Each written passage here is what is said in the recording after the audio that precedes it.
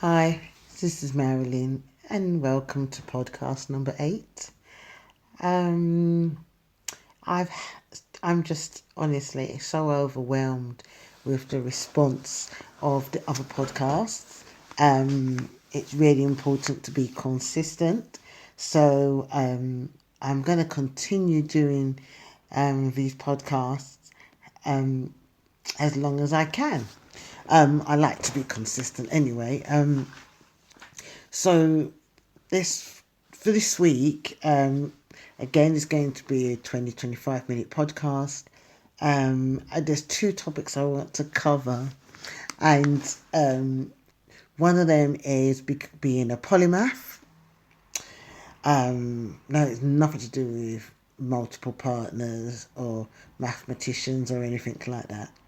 Um, and the other part is about jealousy in business, jealousy when you're moving forward.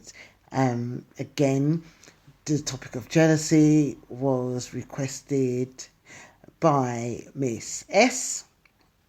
I'm not going to say her full name because I'm not sure she wanted me to, so I won't say her full name. But she wanted me to cover that topic, so I'm going to cover that in the second half.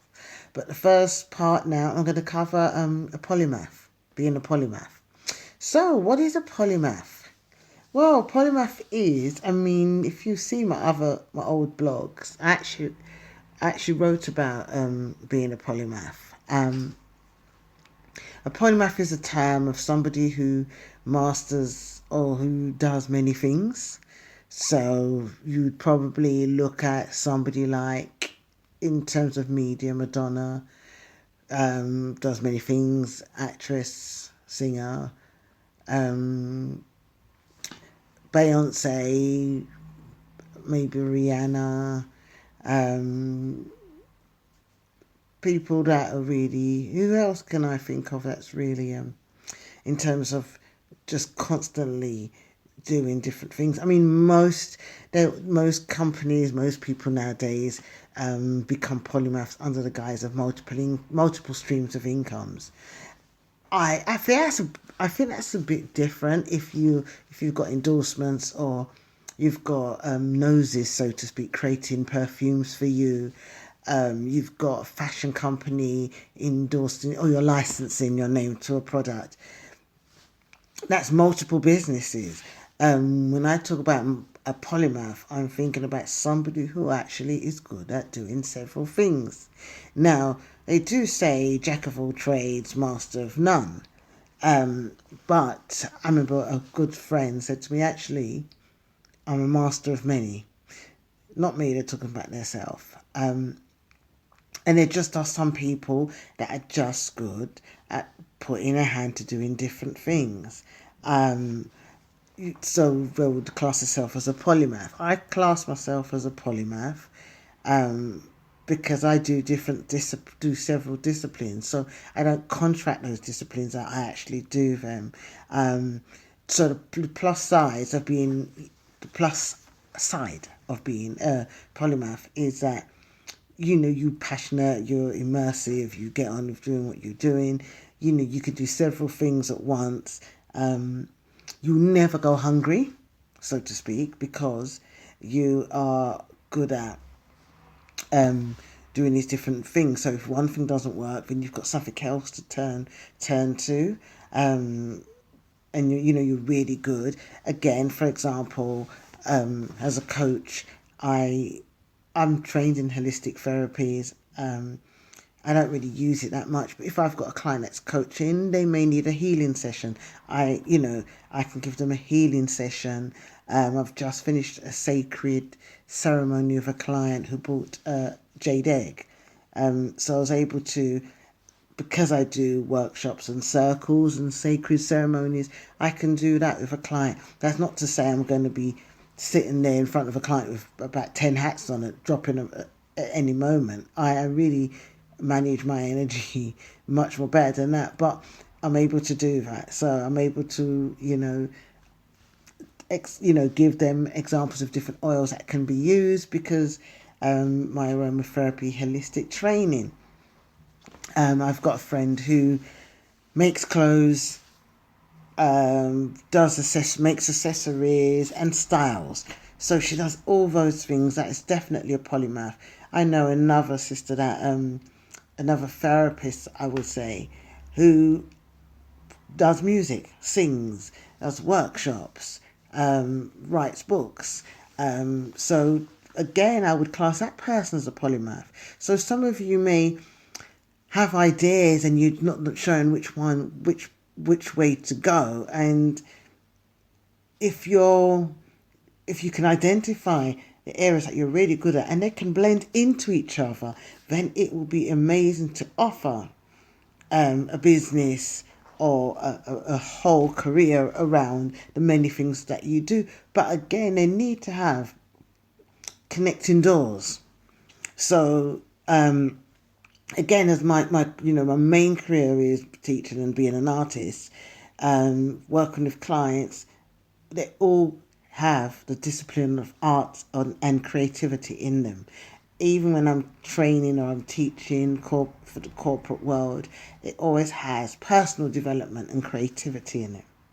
So that's my common underlying goal of everything I do is it's got to be creative, and it's got to be for the betterment. So it's got, it has a personal development aspect with everything I do. So that's the foundation which I work upon. So for example, somebody has a fashion basis. Now again, they may have a fashion basis where they actually want to have meaningful slogans, meaningful words, and again, so the fashion basis is ethical.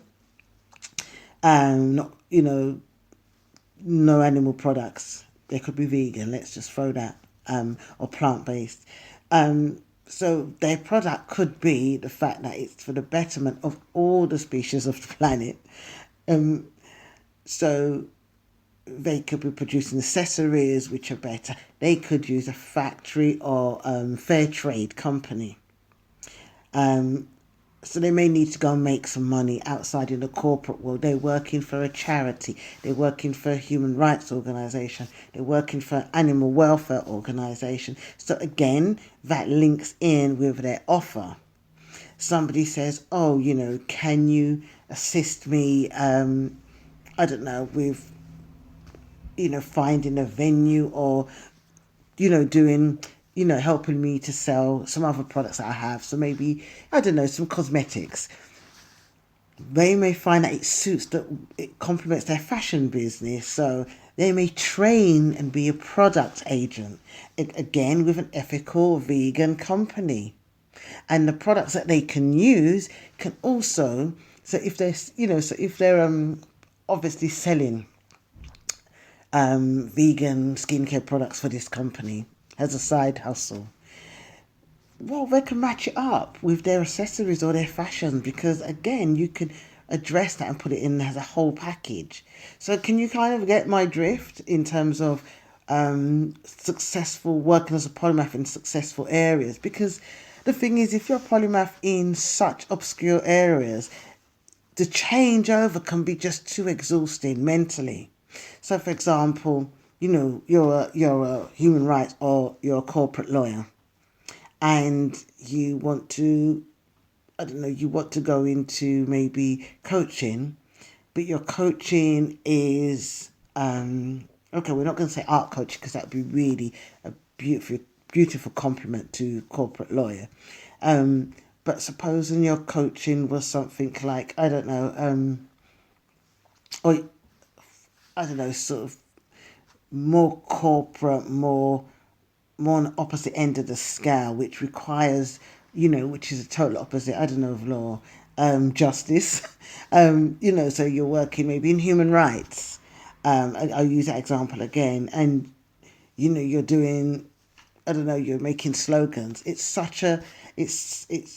So you're making slogans which are for justice. And it's such a massive compliment to, working for this law firm that is about money. I'm just throwing it out. You may end up having a conflict of conscience by doing the two different things. Whereas if you're a human rights lawyer and then you're working again on, I'm using my client stuff, t-shirts or sweatshirts or something like that, then it's part of the parcel. So, I think that sometimes there can be a transition period for people when they are moving from corporate into a creative field, or vice versa. That's different because they're moving from one career to another. But you'll find some people, they lecture, they work with clients, they create product, they do all themselves. That again is normal. That's a natural flow of the spirit of a creative person who's going from different disciplines. But there's still a common thread, and I think the common thread is a really important thing, because the common thread makes life very much more easier. The negative, I would say, from being a polymath is the actual too many irons in the fire, which I had experienced, and which led me to scale down a lot of my business offer because it was just too much. In terms of, I was all over the place doing so many different things, and it was just one of me. So I'm looking at other people that are offering stuff, and forgetting that they've got a big team behind them, and it's just me, maybe an assistant. It's not enough. It was just too much, and it was too much of a waste of my own personal essence and resources, and it wasn't fun. So I scaled down on certain things that weren't working. I repackaged them, and I changed my offer to a much more manageable offer. And the other things are not redundant, just that when I have more people, or I'm in a different space, in terms of, oh yeah, I want to take on a lot more, then I'll reintroduce those offers and I can just package them. But a lot of the stuff I've done, I've realised, is timeless. Has a lot of books I've read 10 years ago, they're coming back, and they mean so much more to me now than before. So that's the only thing. If you are polymath, again, if your offer is not, like I said, if they don't connect with each other, then you might have it's too much of a change in energy, because you've got 5 completely different offers that don't fold into each other. So what I tend to find with my clients is that I have goods clients and I have services clients, and my services clients will sometimes buy goods, and my goods clients will sometimes buy services. But most of the time there is a natural conversion with the clients as well. So that means that it's cohesive, and I am providing stuff what they offer. So Polymath, David Bowie, Pharrell, Michael Jackson to a degree. Well, Michael Jackson was just a genius, but yeah, he was a polymath musically as well.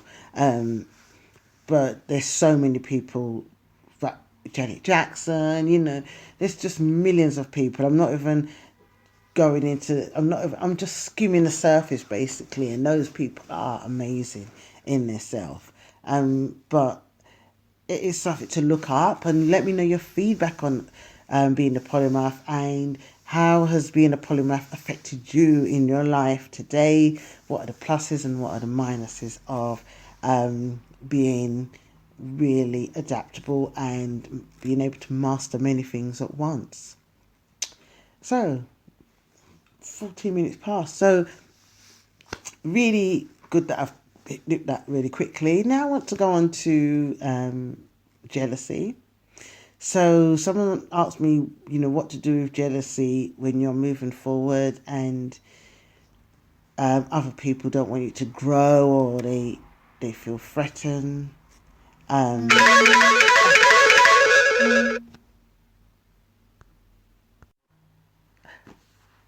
So sorry, I got distracted by my mother, who rang me up on the phone, because I'm using my phone to record. So I apologise for that.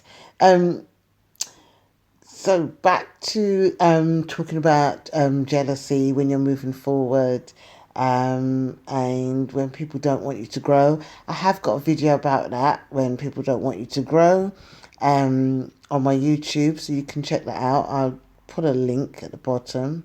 Um, but one thing I would say, because I kind of have an imaginary friend where I think, there's times when I thought, oh, that person might be envious of what I'm doing, or they may be acting different towards me, or, um, for some moment. But actually, everything is about ourselves. So, most of the time, I think that there's envy that people have, and I think it comes from a place of lack, um, or sometimes they just don't know what success looks like, um, in that particular area of work or that particular part of their life. You may have something, and they may never have had it in that way, and so they may be envious. A lot of the times, when people are, especially people that are close, are exhibiting jealousy and envy, it stems from a place of fear. They're fearful that they're going to be left behind, or that you're not going to need them anymore. So this is where the acting up is. So behind that particular type of jealousy and envy, it could, most of the time it is the fact that that person feels there won't be enough for them, they're going to be left behind, and you may not need them. And 60% of that behavior is unconscious. So it's not something where you confront somebody and say, well, you're doing this, you're acting this way. They may not even be conscious of it. um, Jealousy with friends. You get some people that can be possessive over friends. Again, that's about lack. There's a transference going on there, where that person has become the substitute partner. Um, and it's triangulation, so it's about ownership, which I'm going to cover, like the PVR and triangulation. So when I say triangulation, it's about a person having to compete with another person. So you would find that with a child and parents. So it could be from Oedipus complex of Electra complex. So it's a natural progression, a natural experience that we have as children. But when that's been stunted, we tend to take it into our own relationships, or where that process has not been able to happen naturally, through I don't know, for the childhood processes. So you learn all these things between 1 and 7. So if that's been hindered in any way, where one parent has been overly possessive, or they've restricted your relationship with another parent, then you're not able to experience that jealousy with the other parent. So, for example, if you've not had a father around, then you won't have developed that relationship where you are a triad with your mother and father, and vice versa. It happens if your mother has been inconsistent with her loving or not being around, then you have a big thing about ownership, about being in that place of ownership, what's yours. Or you could find yourself in a relationship, a triangle, so always competing with a third person. um, and again, what person doesn't experience triangulation with a friend? Or, I mean, I always hate threes. I always hate threes because someone will be left out. I'm the youngest, so but even with friends, I would hate being in threes, because if I had a friend and another person came, I would have been edged out. When I look now, I absolutely love three. Three is my number, one of my numbers. I love the triple goddess. I love the power of three now, which is such a contrast to when I was growing up. I was younger. How I hated threes. It's obviously an inherited triangulation situation. So going back to the back from the tangent that I've just been on, if you've got a friend that's like that, you have that situation with friends where there's a bit of jealousy or envy or possessiveness happening, this is the thing to identify. Again, that could be unconscious. Um, the third thing I want to talk about with jealousy is that in communities, classes, I don't know, ethnic groups, sometimes may not be used to success. Or we especially like in the black community, in some communities in London, I've always had people say we don't support each other as black people. We don't celebrate each other's success. I think what we need to identify is that it comes from a place again of lack or not having, or not being schooled. When you think about America, 400 years ahead of us, especially African Americans to the Afro Caribbeans, in terms of work, commerce, and so many other things. This is 2018. We should be doing better, but again, a lot of things are unconscious. So we do, there is a lack of support. And there's also a great deal of support. So it's about aligning yourself with those that are not back in that old thinking of we shouldn't be doing well. Who do you think you are? You should be doing well. We don't do that. We don't have those things. It's about looking and saying, well, this group of people I'm with, are they operating from an old paradigm of how we are, So this crabs in a barrel thing that we think that we operate from, actually, it doesn't always exist with everybody. And there's a lot of groups of people that will hold each other up. So that myth about all black people pull each other down and the jealousy and envy. No, there's a big group of people that do that, but it's about aligning yourself with the people that do not even think like that. So if you are amongst friends and people, family members, whoever, that are thinking like that around you, then you're pulling yourself around the wrong people. Remember, there's a saying that the 5 people that you're around shows you where and who you are. If people don't want to see you grow and they're not happy for you, then they're the wrong people to be around. And one thing I'll say about the grind and the hustle and the glow up, don't worry about the people that's trying to catch up with you because they believe in lack. If you have a product or a service, or even a way of living your life without not even being in business, and you're enjoying that, and people are constantly mimic and trying to emulate you, which I have experienced, but also where do I get my stuff from? I've got to be mimicking and emulating somebody on some level. But if you're experiencing that and you're not getting credit for that, which is the most challenging thing, then take your eye off those people and level up, step up again, step up even more. So start thinking, I'm starting to feel petty, I'm starting to feel angry about this person. That's when you need to concentrate even more on what you're doing, because it's not going to serve you. And I've been there before, and when I put my eye on my business, it's literally people are like, we want to do work with you, want to do something with you. So align yourself with those people. The fact that you're getting people copying you or being jealous or trying to hold you back means that your cocoon skin is hanging on a tree somewhere or on a branch, and leave that. Your wings have already been stretched. It's time to fly. It's a big indicator that you're gone to the next level. So rather than look back and try to come back to that, just keep moving forward, because you're just somebody's projection.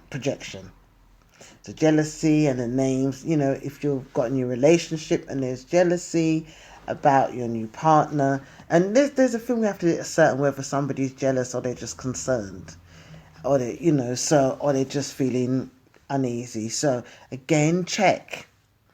Is this person coming from a bad place? What is really behind this person's behaviour? And try to see the compassion into it. I'm taking my own advice, but and then because to me, when you are somebody moving up in business or in your life, if people are hindering you, that means you've got too much time on your hands. So I would say align yourself, get a coach, join a group of networking, just show up. Just go out to networking events to meet new people, even if you're just going to speak about business.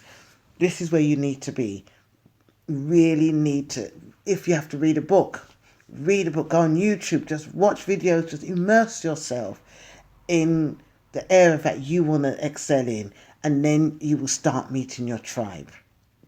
Read The Ugly Duckling again. Fairy tales are the best psychological programming and processing you can in some areas. Some areas are not too good, but a lot of areas, in a lot of topics like The Ugly Duckling is brilliant because it's a really good book about finding your tribe and believing in yourself. And there's always a time limit. So I hope that helps. If you've got any more questions, I've covered 2 topics today and it's 25 minutes. Perfect. So we've come to the end. What I will say is on SoundCloud, I now have to go pro because they only give you so many minutes free. So if you want to support me, I've got a Patreon page, which I'll add a link again. And all I'm asking for, if you want to support me, is to pay £1. It's £1 a month just to keep this podcast going. Yes, I can take it out of my own money and pay for it, but it will just keep me going and just allow me to put out all the content that I need to be putting now. So I've got Patreon page. Again, it's £1 just to support. And what I will do with that, what rewards there will be private podcasts. There will be some other videos and content that you got access to. That the public won't just have. A lot of people that do podcasts now, they either got sponsors or they've got patrons.